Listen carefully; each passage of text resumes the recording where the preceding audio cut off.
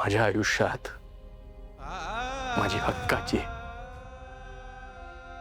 माझी जवळची एकच व्यक्ती होती,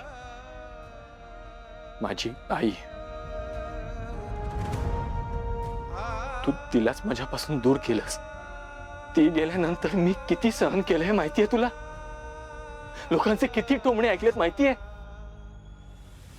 अरे हा तर अनाथ आहे, याला नागाना पिछा, याचा बाप कोण आहे हे सुद्धा याला माहिती नाहीये, याचं कुटुंब नाहीये. हे सगळं मी सहन केलंय, तेव्हा कधीच तुझ्याकडे रडत आलो नाहीये मी.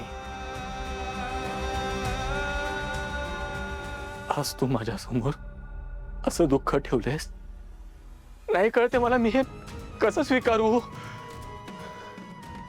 मला नकोय तो माणूस, मला नकोय तो माणूस. ज्या माणसाबद्दल माझ्या मनात एवढा राग होता, त्याच्याबद्दल एवढा तिरस्कार होता, त्याच माणसाला तू माझ्या इतकं जवळ आणलंयस. जेव्हा हा माणूस माझ्या जवळ आला, आमच्यात एक अटॅचमेंट व्हायला लागली, ती एक नातं निर्माण होणार होतं. पण जेव्हा तू हे सत्य माझ्या समोर आणलंस, तेव्हा काय करू, कसं स्वीकारू आहे ना आता?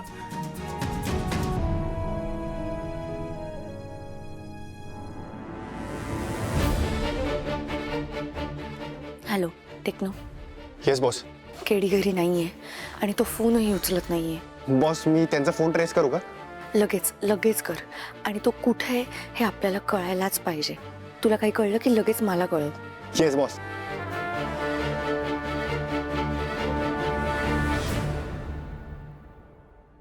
त्या माणसाला हे सगळं आधीच माहिती होतं. जेव्हा मी स्वतःहून माझ्या आईचा फोटो त्याला दाखवला, तेव्हा त्याला माहिती होतं की हा तोच मुलगा आहे ज्याला मी वाऱ्यावर सोडून गेलोय. त्याला एका बाईची, एका मुलाची जबाबदारी नको होती ना, म्हणून तो तसा निघून गेला.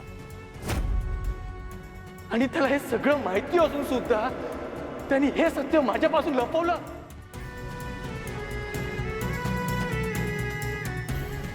माझ्याशी निस्वार्थी, निरपेक्षा म्हणून मैत्री केली. मित्र म्हणत राहिला ना तुम्हाला, जेव्हा गरज होती तेव्हा आला नाही आणि आता आलाय. का?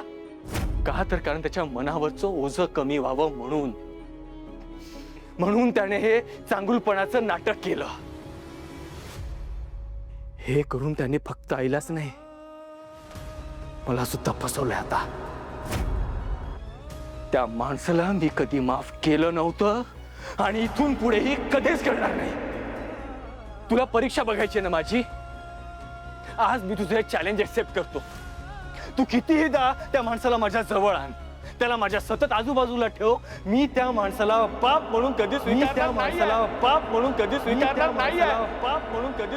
नाही.